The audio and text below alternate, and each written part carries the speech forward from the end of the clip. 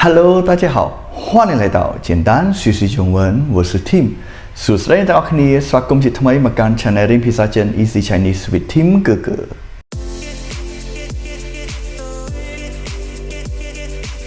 ថ្ងៃនេះពួកយើងនឹងមករៀនអំពីរបៀបប្រើប្រាស់ពាក្យប៉ា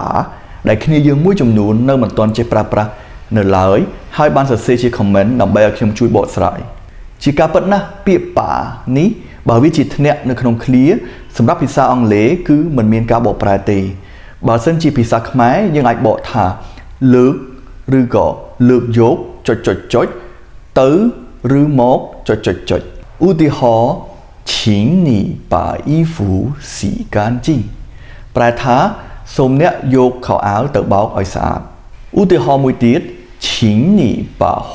说清楚មានន័យថាសូមអ្នកលើកយកពាក្យមកនិយាយឲ្យបានច្បាស់កុំឲ្យខាតពេលយូរតើពួកយើងទៅមើលពីរបៀបប្រើប្រាស់ពាក្យប៉ាទាំងអស់គ្នាប្រសិនបើអ្នកទាំងអស់គ្នាចូលចិត្តវីដេអូរបស់ខ្ញុំសូមកុំភ្លេចជួយចុច like និង share វីដេអូនេះផងដើម្បីបកស្រាយពាក្យប៉ាបានយើងត្រូវដឹងអំពីវេយ្យាករណ៍ខ្លះជាទូទៅដើម្បីឲ្យឃ្លាមួយមានអត្ថន័យស្រាប់បានគឺត្រូវទាមទារឲ្យមានប្រធានកិរិយាសព្ទហើយនិងកម្មបទឧទាហរណ៍我吃完饭了វក្នុងឃ្លានេះដើរតួជាប្រធានប្រែថាខ្ញុំ吃完ដើរតួជាកិរិយាសព្ទប្រែថាញ៉ាំអស់ហូបអស់饭了ជាកម្មបទដែល饭ជានាមប្រែថាបាយលើជាពាក្យដែលដាក់នៅខាងចុងឃ្លាដើម្បីបញ្ជាក់ពីពេលវេលាប្រែថារួចហើយអញ្ចឹងឃ្លានេះយើងប្រែថាខ្ញុំញ៉ាំបាយអស់ហើយប្រសិនបើយើងចង់ប្រើប៉ាតើយើងគួរតែប្រើយ៉ាងម៉េចវិញឃ្លាដដែល我吃完饭了បើសិនជាយើងចង់ប្រើប៉ាយើងត្រូវដាក់ប៉ានៅមុខកម្មបទដែលជានាម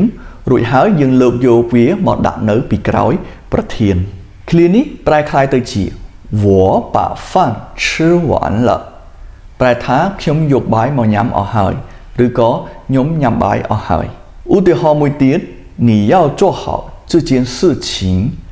这件事情ទីនេះដើរតួជាកម្មបទជានាមបើយើងប្រើប៉ាសម្រាប់ឃ្លាមួយនេះគឺយើងត្រូវយកប៉ាបូកជាមួយនឹង这件事情ហើយយើងយកវាមកដាក់នៅពីក្រោយប្រធាន你អញ្ចឹងឃ្លានេះត្រូវបានគេសរសេរបែបនេះ你要把这件事情做好ប្រែថាអ្នកត្រូវធ្វើការងារនេះឲ្យបានល្អដូចគ្នាសម្រាប់ឃ្លាបន្ទាប់你吓我一跳ទៅជា你把我吓了一跳ប្រែថាអ្នកបំភ័យខ្ញុំហើយតែក៏មានឃ្លាមួយចំនួនយើងមិនអាចលើកចុះលើកឡើងបានទេឧទាហរណ៍你能把它怎么样ប្រែថាអ្នកអាចធ្វើអីគាត់បានតែយើងមិនអាចនិយាយថា你能怎么样它ឃ្លានេះគឺមិនត្រឹមត្រូវទេលើសពីនេះទៅទៀតពាក្យប៉ាក្នុងភាសាចិនត្រូវបានគេប្រើជា量词ដែលប្រែថាសង្ខចានុគ្រោះគឺជាចំនួនរាប់ដូចជា1នាក់1ក្បាលលៈនិងលៈហើយមេរៀន量词ខ្ញុំនឹងយកមកបកស្រាយជូនអ្នកទាំងអស់គ្នានៅវីដេអូក្រោយទៀតឧទាហរណ៍របស់ពាក្យប៉ាដែលជា量词មាន一把刀ប្រែថាកំបិតមួយដើម一把手枪ប្រែថាកំភ្លើងដៃមួយដើម一把茶壶ប្រែថាតែមួយប៉ាន់ជាប៉ាជិមានន័យថាថែម power ទូយប៉ាភ្នាល់មួយកដាយ៉ាងមិនហើយអ្នកទាំងអស់គ្នាសម្រាប់មេរៀនថ្ងៃនេះសង្ឃឹមថាអ្នកទាំងអស់គ្នានឹងតាមទាន់ប្រសិនបើអ្នកទាំងអស់គ្នានៅមានចម្ងល់ត្រង់កន្លែងណា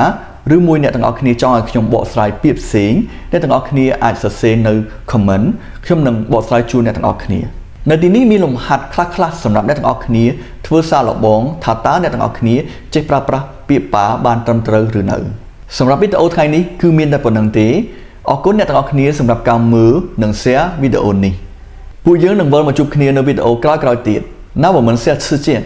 拜拜